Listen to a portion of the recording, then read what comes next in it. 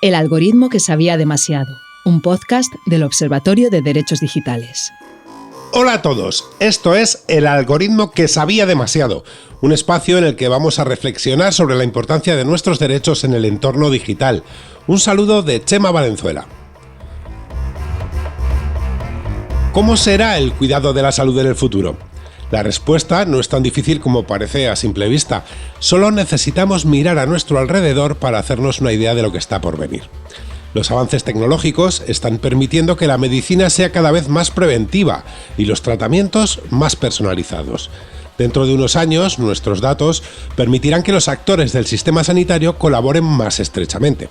Y con esta información, nosotros podremos participar en la toma de decisiones sobre nuestra salud. Por no hablar de los avances que suponen la inteligencia artificial y las plataformas abiertas y seguras que impulsarán todos estos cambios. Para que este futuro tan prometedor se haga realidad, es imprescindible garantizar los derechos digitales de las personas. Entre ellos, el acceso igualitario a los servicios digitales de salud, la promoción de la investigación y la tecnología por parte de los poderes públicos o la transparencia y seguridad de la información.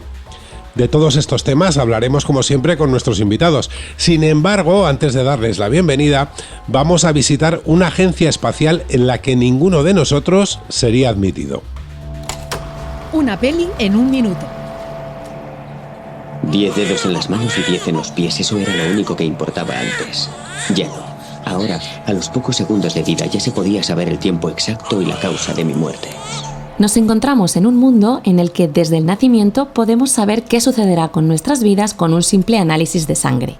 Los seres humanos se dividen en dos categorías, los válidos y los hijos de Dios. Los primeros son individuos cuyos genes han sido manipulados para poseer los mejores rasgos hereditarios de sus padres. Su ADN modificado es el pase de entrada a un futuro lleno de éxitos. Los segundos son personas concebidas de forma natural, sin ningún tipo de modificación genética. Por ello se les considera ciudadanos de segunda, con una fecha de caducidad reducida solo aptos para trabajos precarios. Este es el punto de partida de Gattaca, una película estrenada en 1997 que trata sobre los dilemas éticos de la manipulación genética. En ella, su protagonista, un no válido llamado Vincent, se propone entrar en la empresa espacial Gattaca Aerospace Corporation y convertirse en astronauta. Para ello suplanta la identidad de Jerome, un deportista válido caído en desgracia que se gana la vida vendiendo su información genética. La película nos plantea múltiples interrogantes. ¿Hasta qué punto los avances en materia de salud pueden acabar siendo un factor de discriminación? ¿Es ético modificar el genoma para tener hijos a la carta? ¿Hasta dónde puede llegar el transhumanismo, es decir, la superación de nuestras limitaciones, a través de los avances científicos y tecnológicos? Gattaca, que como veis plantea cuestiones muy actuales, es el punto de partida de nuestra tertulia sobre derechos digitales y salud. En ella hoy contamos con invitados de excepción: Gloria Andrada, investigadora del Ramón y Cajal en el Instituto de Filosofía y Sociedad del CSIC, y Miguel Luengo Oroz, fundador y consejero delegado de Spotlab.ai, experto en inteligencia artificial para el impacto social y la salud.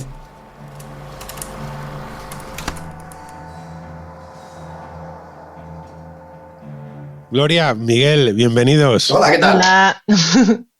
En Gattaca vemos cómo los individuos son discriminados en función de lo que se prevé que suceda con su salud en el futuro. Esta discriminación en la propia película aclaran que es ilegal, pero en la práctica sucede. ¿Estamos cerca de ver algo así en algún ámbito relacionado con la salud? ¿Cómo podemos evitarlo, Gloria? Bueno, creo que el escenario de Gattaca de modificación genética tan establecido estamos lejos de estar ahí. Ahora bien, en términos de predicciones, sí que creo que vemos una tendencia en el que las predicciones sobre el futuro, el comportamiento, sí que juegan un papel cada vez mayor. Lo podemos ver en el uso de algoritmos, por ejemplo, algoritmos también para la contratación, ese tipo de cosas. ¿Cómo podemos evitar algo así? Bueno, en este caso, pues, intentar ir hacia modelos más transparentes, que nos expliquen cómo funcionan, de dónde vienen esos datos más diversos, más ética desde el diseño, incluir consideraciones éticas en la generación de estos algoritmos. Y para la modificación genética y contexto así más de salud, como el que aparece en Gattaca. No sé si Miguel tiene algo más que complementar. A día de hoy estamos lejos, estamos en la misma pastilla de ibuprofeno para todos. Quiero decir, lo suyo o sea, al final da igual que peses 120 o 60, que la medicina es prácticamente la misma. O sea, realmente todavía hay bastante recorrido para que sea la personalización total, ¿vale? Yo creo que aquí nos queda bastante recorrido y, pues eso, todavía tardaremos en llegar. Posiblemente la discriminación está más bien en el acceso, ¿vale? Eso es lo que está más claro. Hombre, y luego es verdad que hay sectores o industrias que sí que pueden, bueno, aprovechar esos sesgos de alguna manera, ¿vale? Por ejemplo, podría pasar con el sector de las aseguradoras, también depende de las leyes. Como decía Gloria, está pasando también en otros, o podría pasar en otros sectores. Uh-huh. En realidad aquí la discriminación no sucede tanto, como decías, por el hecho del uso de la tecnología, sino por el uso de terceros de la tecnología. Cuando hablamos del ámbito de la salud, la tecnología avanza rapidísimo, va súper rápido, y como decía Gloria, ¿cómo podemos pensar introducir la ética en su desarrollo para que las consecuencias probablemente negativas no se vean al final? La ética en el desarrollo. Bueno, yo creo que cada vez se está teniendo más en cuenta esta cuestión. Es un reto porque en el desarrollo practican, o sea, intervienen profesionales de distintos ámbitos, no son solo los diseñadores, son también las empresas para las que se está diseñando. Entonces hay que hacer como comités éticos interdisciplinares, ¿no? Para que la ética no sea algo que aparece, algo que hoy en día se critica, es que aparecen comités de éticas al final del desarrollo, sino que se planteen desde el principio, que acompañen todo el proceso. Y para eso, pues, hace falta planificación y tener estas cuestiones en cuenta, eso desde el inicio del desarrollo de una tecnología, no solo al final, porque a veces creo que lo que se ha criticado es que se desarrolla una tecnología y al final, una vez que está hecha, pasa por un comité ético, ¿no? Sin que acompañe, como estoy diciendo, todo el proceso. Claro, es un poco para mí es lo de decir el para qué. Esto yo me acuerdo, uno de los primeros, el CTO de Facebook, que decía, hostia, no puede ser que las mejores mentes de mi generación estén trabajando en hacer que la gente haga clics en anuncios, ¿vale? Entonces, es verdad que tenemos que ver un poco hacia dónde o para qué queremos utilizar la tecnología, porque no porque podamos hacerla, lo vamos a hacer, ¿vale? Y esto, de hecho, ha pasado con el tema de la genética, que hemos decidido que no, de momento, que no vamos a editar embriones humanos. Eso se podría haber dicho, bueno, vamos a ver qué pasa, hacerlo a ver qué pasa. Entonces, y un poco es el tener ese para qué o esa pregunta desde el comienzo y que vaya guiando un poco los caminos. Es como una brújula. En la película la mejora del ser humano se produce a través de la eugenesia, un poco en la edición de la que hablabas ahora, Miguel, del ADN de cada uno, ¿no? Que en lo que parece que ya hemos prevenido, pero también vivimos en un momento en el que se habla mucho de transhumanismo, que nos llevaría un poco a la misma dirección, ¿no? ¿Cómo lo veis? En la película es, bueno, quiero decir, si el tema de editar los genes, ¿vale? Voy a editar los genes para que este individuo sea perfectamente planeado. Y al final, la naturaleza ha hecho un poco lo contrario, porque ha decidido que va a hacer un mix de selección genética con algo aleatorio, ¿sabes? Y entonces, como la naturaleza, y además que hace un fit, es decir, se va adaptando a lo que pasa. Entonces, la naturaleza, el mecanismo, ha sido hacer cosas imperfectas que se van adaptando según va cambiando el mundo. Entonces, yo creo que hacer una planificación absoluta para que luego eso funcione, eso no va a funcionar. Es como es mejor la imperfección, muchas veces es más resiliente que la planificación total, ¿vale? Entonces, yo creo que eso es la parte de la genética. Luego, el transhumanismo, o sea, hasta qué punto, o sea, lo que está claro, y esto, Gloria, tú sabes mucho, que podemos aumentar nuestras capacidades. Pero yo creo que lo suyo es seguir siendo humanos, aunque sea humanos un poco más aumentados. Imperfectos. Sí, a ver, la eugenesia, la modificación genética y el transhumanismo sí que están en principio, pueden ir de la mano, porque el transhumanismo aboga por el mejoramiento de la especie humana mediante la ciencia y la tecnología. Entonces, en eso entran diversas técnicas, la modificación genética incluida.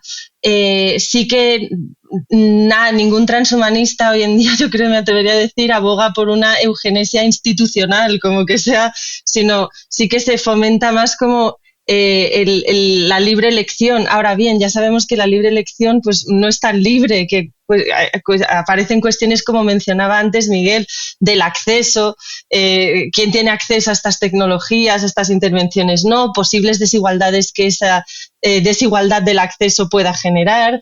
Entonces, bueno, surgen muchos problemas, pero que la modificación genética es parte de esta... puede ser parte de una herramienta para la búsqueda del mejoramiento de la especie humana dentro de los planteamientos transhumanistas, eso está claro. Y el acceso ya ha salido varias veces y es una de las claves, ¿no? Entonces tenemos derecho a acceder en condiciones de igualdad a los avances en materia de salud. ¿Cuáles son las principales barreras para que esto suceda? Porque en realidad hay algunas que son muy evidentes, ¿no? Claro, aquí la primera es, o sea, la salud es un derecho o es algo que se compra, ¿vale? Y también depende de dónde estés. No es lo mismo que estés igual en un país como España, que da acceso universal a la salud, que estés en otras geografías. Entonces, para mí esa es la primera. ¿Cuál es nuestro plan para la salud? ¿Vale? ¿Es algo que todos vamos a tener derecho? ¿O es algo que puedes comprar, igual que compras cualquier cosa en el supermercado? Y creo que de ahí luego pues derivan muchas decisiones, porque estás tratando de salud pública, salud individual, y claro, cómo... O sea, esa es para mi parte de la clave, porque muchas veces incluso los recursos financieros van destinados con una lente financiera a cosas que dan mucho más beneficio, aunque igual den acceso a salud a muchas menos personas o beneficien, digamos, a la población en general, a salud pública mucho menos. Entonces, ese trade-off para mí está todo el tiempo está presente. Una cuestión también interesante es la aceptación de nuevas tecnologías por parte de la sociedad. Y creo que ahí... en el caso, por ejemplo, de la modificación genética, de neurotecnologías, creo que, bueno, los seres humanos somos animales de costumbres, aunque maleables, hemos visto cómo se introducen nuevas tecnologías rápido, pero sí que creo que la cautela y la prudencia en este ámbito es una buena virtud, porque incluso la propia comunidad científica y bioética aboga por ello, porque todavía los riesgos, cuestiones así que no se saben del todo. Entonces, bueno, habría que trabajar la cuestión de la aceptación por parte de la gente, que también puede ser una barrera para el acceso, pero con cautela y prudencia. O sea, creo que esa reparo... Claro, pero aquí, por ejemplo, que hemos aceptado rápidamente lo de los móviles. Sí, por eso, que es maleable, que les digo. Yo ya en otros 10 años me veo con un casco que me lee y me escribe los pensamientos. Unas gafas. Sí. Las gafas, o sea, ¿qué va a ser lo próximo? Quiero decir, porque es verdad que el principio de prudencia creo que es fundamental, pero la realidad es que en el ciclo en el que estamos, cada vez todo, o sea, esa aceptación va más rápido, porque al final es una aceptación casi del producto, aunque detrás lleve consigo implicaciones éticas y cambios sistémicos de la sociedad. ¿Vale? Entonces, yo creo que aquí también falta mucho como educación de todo lo que lleva detrás. No es que haga un clic ahora y me aparezca enfrente en la puerta de casa lo que acabo de ir, lo que yo quería instantáneamente, sino que todas las implicaciones que tiene detrás utilizar esta tecnología muy rápido. Estoy muy de acuerdo contigo con esa necesidad de un esfuerzo explicativo, ¿no? De explicar, de transparencia, de qué ha llevado ahí, qué hay detrás. A veces es complicado, pero desde luego creo que eso favorecería la aceptación o no, si realmente fuese transparente. Yeah. Sí. Muchos avances tecnológicos en el ámbito de la medicina vienen por la parte que tiene que ver con el desarrollo de software, ¿no? De algoritmos que hablábamos antes. Así como cuando con el ibuprofeno, que ponía el ejemplo Miguel, todos nos tomamos el mismo, pero tenemos un prospecto que es igual para todos. En el caso de los algoritmos, ¿cómo podemos garantizar que medimos sus efectos secundarios, por ejemplo? O este tipo de cosas. Bueno, esa es una buena analogía, porque esto mucha gente no lo sabe. Los algoritmos de inteligencia artificial, para que puedan utilizarse en medicina, si se hace bien, tienen que seguir un proceso parecido al de los medicamentos. ¿vale? O sea, igual son los dispositivos médicos. Entonces tienes que hacer, igual que tienes que hacer un ensayo clínico con los medicamentos para asegurarte pues que son seguros, que funcionan como deberían, adivinar un poco cuál es la dosis, que realmente esto es el uso es el que merece. Los dispositivos médicos tienen lo mismo, ¿vale? Entonces, los algoritmos, ¿vale? Entonces, realmente cuando haces un algoritmo, si de verdad lo haces bien, tienes que buscar todos los sesgos posibles. Por ejemplo, imagínate que es mirando radiografías, pues tengo que asegurarme que si he entrenado el algoritmo con imágenes de radiografías, pues que sean de hombres y de mujeres, altos y bajos, altas y bajas, grandes y pequeños, con diferentes tipos de demografía. Realmente algo que es representativo de la población que luego vas a tratar con ese algoritmo, ¿vale? Entonces es muy interesante y luego tienes que hacer las pruebas, tienes que certificarlo. Realmente hay muchos pasos. Lo que ocurre que es que estas farmacéuticas de algoritmos, que es como somos las compañías que trabajamos en estas cosas, pues bueno, es una regulación que se está construyendo ahora mismo y que muchas veces hay mucho desconocimiento. Uh-huh.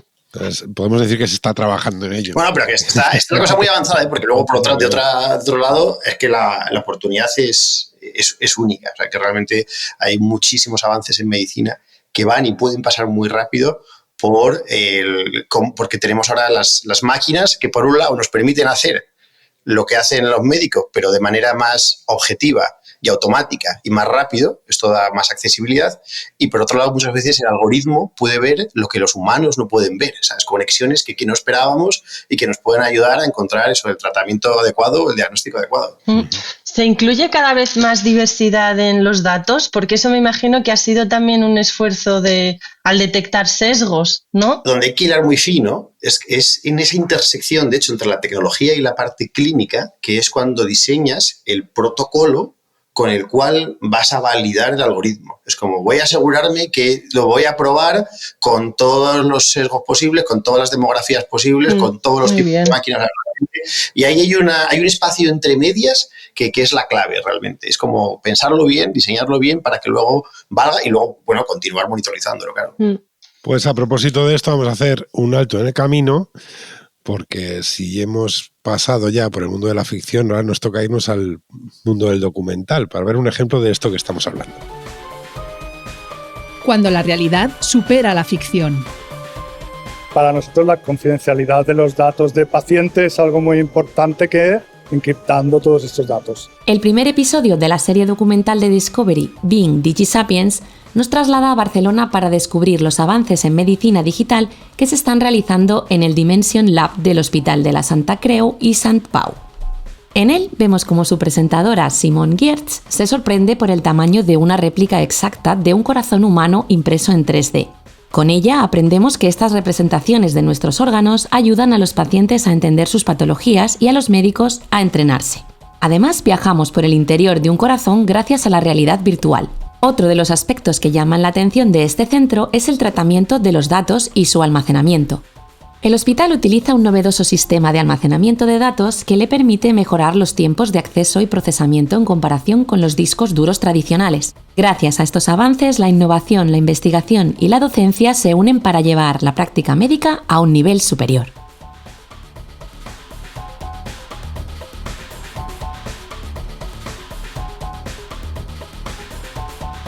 En Being DigiSapiens nos muestra cómo el Hospital de la Santa Creu y Sant Pau cuida especialmente el encriptado de datos de los pacientes. Habitualmente, ¿qué retos plantea el almacenamiento de tantos datos digitales y cómo se están superando? Porque al final ya dependemos mucho de nuestra imagen dentro de un disco duro, ¿no? Como quien dice. Miguel, y luego yo hilo. O sea, pues un disco duro o muchos discos duros, como decían en el documental.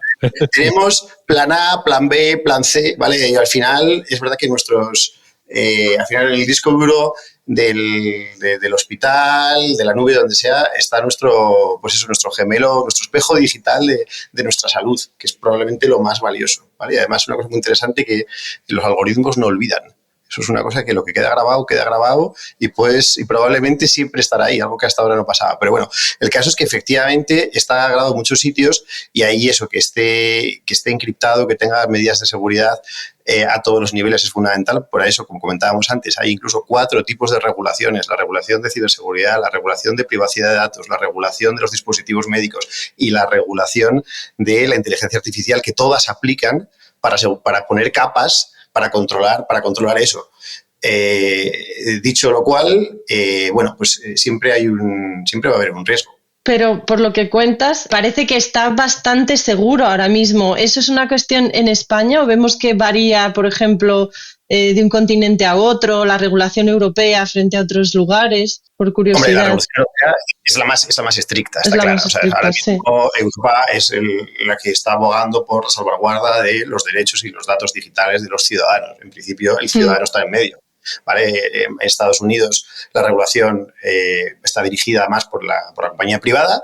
En Asia los datos son más, digamos, del Estado, es una cultura diferente, y hay otras jurisdicciones que están empezando ahora a adoptar regulaciones de unos o de otros jugadores en función de sus intereses comerciales, ¿vale? Eso que es muy interesante. Europa está haciendo una propuesta que a mí me parece muy interesante como ciudadano, igual que la hizo con la Ley de Protección de Privacidad de Datos, pero también hay que aguantar las presiones geoestratégicas y comerciales de los diversos bloques, básicamente. Porque al final hay muchas cosas en juego, no solamente dinero, sino autonomía estratégica. Miguel, podríamos decir que, volviendo un poco al principio, podríamos decir que en la situación actual no podría suceder lo que de hecho sucedía en la película que veíamos al principio en Gattaca, de que la empresa tenga acceso de algún modo a tus datos para tomar decisiones sobre tu futuro. Hombre, hasta el nivel de Gattaca... Esa es la exageración, esa caricatura. A ese nivel no debería, y creo que no debería de ser nunca. Y eso parte de la base de que todos tenemos el derecho universal a la salud.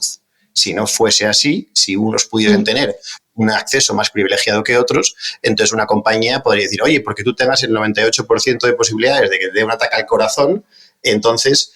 no te hago un seguro o te cobro 100 veces o lo que corresponda. Por cierto, en Gattaca una cosa que me pareció muy, muy curiosa, y esto es, en un futuro en el que puedes predecir cuál es tu causa de la muerte por salud más probable, la pregunta siguiente que ocurre es que si esto pasase, estaríamos como, oye, ¿qué va a pasar? ¿Qué va a pasar? Pero están los imprevistos, que es igual lo que rompe todo. ¿Qué pasa si vas por la calle y te cae una maceta en la cabeza y te mueres? Entonces igual la gente, aún sabiendo tu causa de salud más probable, te podrías morir de otras cosas. Entonces ahí me dejó pensando ahí otra vez como la aleatoriedad del universo. Sí, por meter aquí una píldora filosófica, también está el debate sobre el libre albedrío, ¿no? Como el determinismo, si ya está todo determinado por leyes físicas o si la determinación, la voluntad puede alterar el destino, que ese es un debate filosófico muy claro y que todavía no se ha resuelto. O sea, estamos en un modelo en el que se cree que hay más tendencia a pensar que está todo muy determinado, pero el ser humano sigue en su mayoría, yo creo, creyendo en la fuerza de voluntad. O sea que también aparece esa cuestión. Hasta que llega la voluntad del algoritmo. Claro, sí. Las voluntades del algoritmo que me hacen hacer ahí el scroll. Sí. Hablando de algoritmo, en medicina ya disponemos del apoyo de muchos, por ejemplo, para ejercer el diagnóstico, ¿no? Para facilitar el diagnóstico. ¿Cómo es la supervisión médica de los resultados que ofrece un algoritmo? Hablabas antes, Miguel, podemos procesar radiografías y ver lo que nosotros no vemos. ¿Quién da el check final? ¿Cómo se da ese check final a lo que un algoritmo muestra? Claro, entonces aquí el demonio está en los detalles, ¿vale? Entonces, ¿qué ocurre? Por ejemplo, como diseñador de algoritmos, nuestros algoritmos siempre requieren supervisión humana, y aquellos que pueden, es decir, el ejemplo de radiografías, yo lo que le voy a decir al médico es, mira, esta radiografía, vamos a pintar, esto es explicabilidad, vamos a pintar en un trocito de la radiografía el hallazgo por el cual creemos que hay un hueso roto, y el médico debería de hacer el check, ¿vale? Entonces, para mí es el primer paso sí o sí, siempre como aumentar las capacidades humanas. ¿Qué pasa? Joder, si llevamos 2 años y 10 millones de radiografías y nunca se ha equivocado, pues oye, tal vez podemos pasarlo al nivel siguiente y va a ser ya el algoritmo autónomo que dice, oye, pues esto nos fiamos, ¿vale? O sea, otra cosa es, lo piensas, pues que dé una alerta, etcétera. Entonces, al final, no es nada blanco-negro. Yo creo que como otras tecnologías, ahora mismo siempre tienen que ser aumentadas y, de hecho, yo creo que los médicos del futuro son directores de orquestas de algoritmos, pero tenemos que ir paso a paso.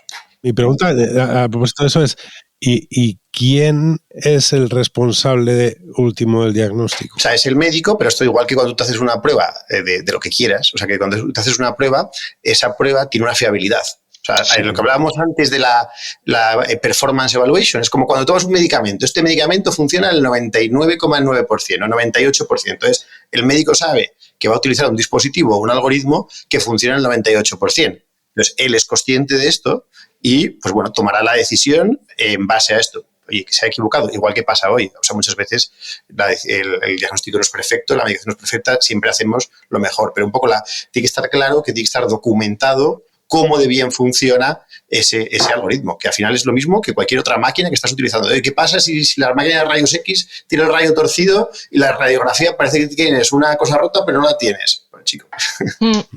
Aquí quería decir algo que me ha parecido muy interesante sobre cómo ha descrito la interacción entre médicos y algoritmos, Miguel, que es como una capacidad aumentada. Y eso creo que vincula con tu pregunta sobre la responsabilidad. No es una sustitución, sino es una capacidad aumentada que luego también, pues eso, que está supervisada. Y lo conecto, Miguel, y no sé si con el derecho también de los pacientes de entender cómo se ha llevado a cabo un diagnóstico, por ejemplo, que tiene que haber, como se dice, ¿no? Un human in the loop, en el sentido de que luego se pueda dar cierta explicación sobre por qué se ha llegado a ese curso de acción o no. Sí, totalmente de acuerdo. Esa parte de la explicabilidad o la transparencia en los flujos que tienen algoritmos creo que es fundamental y además yo creo que en los próximos años va a tener un valor didáctico muy, muy importante. Porque tenemos que entender cómo funciona este mundo donde muchos procesos están semiautomatizados o automatizados, algunos son... Porque al final lo que tiene la nueva inteligencia artificial, las redes neuronales, es que son probabilísticas. Quiero decir, antes las cosas, los algoritmos de antes es, si esto es rojo, haz esto, si esto es verde, haz lo otro. Los algoritmos de ahora son probabilísticos, si esto es rojo, muchas veces harás esto y alguna vez harás otra cosa. Y viceversa, ¿vale? Entonces, tenemos que acostumbrarnos a un mundo que hay una tecnología que funciona un poco diferente de las que hacían hasta ahora. Uh-huh. Y hablando, como estamos hablando, de avances tecnológicos que para muchos de los que nos escuchan todavía parecerán lejanos, aunque ya están aquí, como quien dice, ¿qué avances veis que puedan sumar, que puedan ayudar a garantizar derechos como los que hablábamos antes, como el acceso universal a la medicina? O en términos de, o sea, esto puede desarrollarse por varias vías, entiendo, telemedicina, teleasistencia. ¿Cómo veis el futuro en ese sentido? ¿Creéis que la tecnología facilitará que esos derechos sean reales, se cumplan? ¿Cómo lo ves, Gloria? A mí, tú que estás en el sector de lleno, yo soy analista filosófica, o sea que si tú me lo dices, cuentas cómo lo ves tú, yo planteo, porque sí, me siento más una observadora crítica. Yo soy optimista equilibrado, ¿vale? Creo que, de hecho, cuando miras las encuestas que se hacen a nivel, ya no de España, a nivel global, de la percepción acerca de si la inteligencia artificial será buena para tu salud o no, los resultados son siempre 50-50. Como estás excitado o estás asustado, 50%, 50%. Prácticamente, o sea, en Europa es 50-50. En Asia están un poco más excitados de que será bueno, aunque igual intermedio de tranquilos. Y en Estados Unidos son menos optimistas en la anglosfera y igual de preocupados. Entonces, yo soy optimista. Yo realmente creo que la democratización del acceso a la información médica está al caer. Poder llevar diagnóstico preciso, universal, a un bajo coste a todas las poblaciones, que eso además es exactamente lo que trabajo. Creo que la tecnología nos permite escalar, eso que antes no lo había. Esto llevará a encontrar tratamientos más precisos y más personalizados. Ahora como pacientes tenemos acceso a mucha más información que antes. Es decir, cuando las cosas no están claras, ahora empiezas a buscar, te empiezas a informar. Entonces yo realmente creo que esto es positivo y que si lo canalizamos bien, estamos entre 10 años, los próximos 10 años van a ser increíbles en el avance de la medicina. La clave es cómo hacemos que sean para todos, ¿vale? Y aquí está lo que hablábamos antes de dirigirlo en aplicaciones que centrarse en la parte del acceso, aplicaciones que de verdad impacten a todos y orquestar todos estos desarrollos en un mundo complejo. Pero yo sí que soy optimista y, bueno, de hecho es lo que trabajo. Vamos a encontrar nuevas vacunas, nuevas terapias dirigidas, lo que hablábamos, probablemente se puede optimizar mucho incluso la burocracia, las listas de espera, las colas, o sea, perdemos mucho tiempo. Ahora mismo, o sea, no estamos todavía en, si es que hay unas listas de esperas que son todos problemas burocráticos, podríamos agilizar y optimizar siempre con el paciente en el centro, pero podemos cambiar muchos de esos modelos. Entonces, realmente yo creo que las oportunidades son muchas, pero hay que hacerlo de una manera sistémica, orquestada y asegurándonos que es para todos. Ese es el problema, el gap. ¿El gap se va a aumentar o se va a reducir? Ahí está parte de la pregunta. Yo cuando te escucho hablar, Miguel, me encanta o sea, rescato algunas palabras como si lo canalizamos bien, con el derecho del paciente en el centro. Creo que ahí está la clave, ¿no?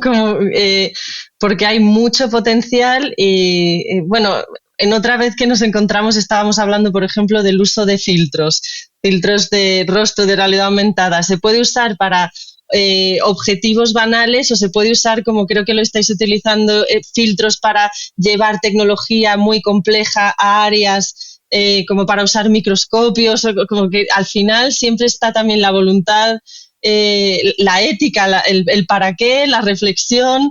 Y cuando escucho creo que ahí está la clave. Yo también soy positiva, pero creo que hay que ser también vigilantes y exigir, ¿no? Y estar teniendo conversaciones difíciles para que esto se canalice de una buena manera y el potencial sea para el bienestar humano y lo más accesible posible. Sí, me gusta lo de las conversaciones difíciles. Hay que tener las conversaciones en las fronteras. Luego es verdad que hay mucho ruido y a veces hay que separar la señal del ruido y hay mucho cowboy también, hay mucha, o sea, que se va vendiendo cosas que no existen, cosas que no son o que no se tiene conciencia de que puede salir mal. Es decir, eso tiene que estar delante siempre, porque como decíamos, tenemos que tener precaución. Sí. Hablando de este difícil juego de equilibrios que en el fondo es todo, ¿no? Tenemos un avance tecnológico muy rápido que combina con nuestro deseo de garantizar los derechos que ya tenemos, ¿no? Y el equilibrio a veces es difícil de mantener.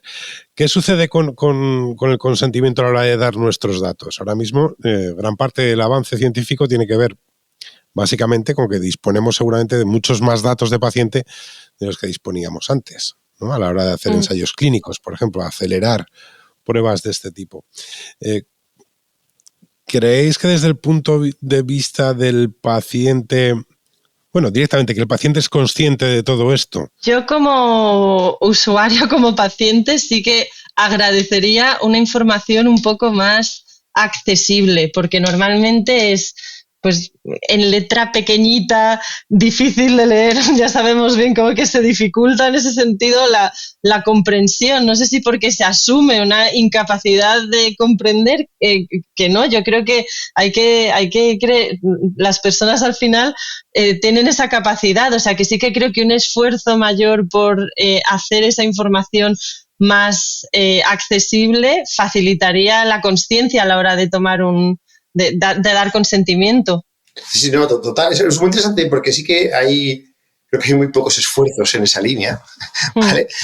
Pero además hay dos cosas, ¿no? Porque al final lo más privado son nuestros datos, pero por otra parte es un regalo increíble que el paciente está haciendo para el sistema de salud. O sea, es increíble porque al final agregados esos datos es lo que nos permiten avanzar la ciencia, encontrar eso, los nuevos diagnósticos, los nuevos tratamientos. Entonces, es muy loco porque estás haciendo un regalo de lo más preciado para una cosa increíble de la que probablemente te sentirías orgulloso y no tienes ni idea.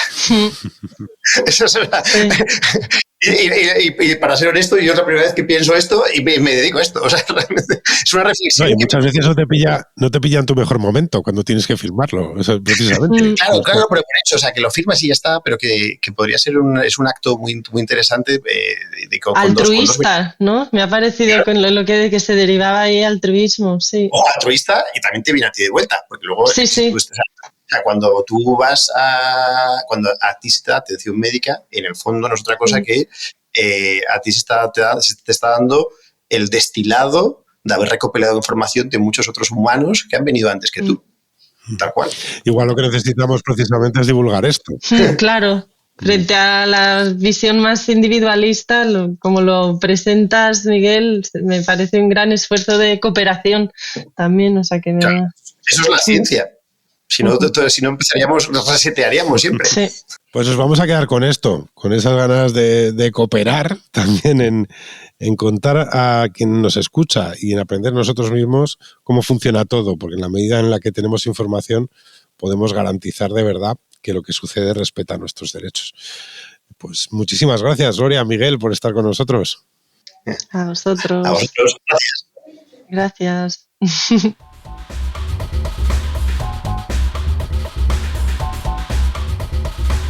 Antes de marcharnos, os recordamos algunos puntos importantes. Todos tenemos derecho a acceder a los servicios digitales de salud en condiciones de igualdad, accesibilidad y universalidad. Por lo tanto, es fundamental adoptar medidas para garantizar este derecho y evitar la exclusión de colectivos en riesgo. Hay que fomentar la tecnología y la investigación con el objetivo de desarrollar una medicina más preventiva y personalizada. El sistema de salud tiene que garantizar la interoperabilidad, el acceso y la portabilidad de la información del paciente. Los profesionales sanitarios no pueden verse limitados en sus decisiones por el uso de inteligencia artificial y sistemas digitales. Ante los avances tecnológicos hay que garantizar la autonomía del paciente, la seguridad de la información, la transparencia en el uso de algoritmos y el consentimiento informado en el tratamiento de sus datos personales. Y hasta aquí este episodio del Algoritmo que sabía demasiado, un podcast del Observatorio de Derechos Digitales impulsado por Fundación Hermes y Red.es y financiado por la Unión Europea. Si quieres disfrutar de más episodios, síguenos en tu plataforma de podcast preferida. Nosotros nos vamos con Vincent, nuestro aspirante a astronauta en Gattaca y su alegato a favor de la superación para alcanzar las metas que nos propongamos a pesar de nuestras imperfecciones. Hasta el próximo capítulo. Te han obligado a esforzarte en buscar defectos, que al cabo de un tiempo es lo único que ves. Pero por si te sirve, yo estoy aquí para decirte que es posible. Es posible.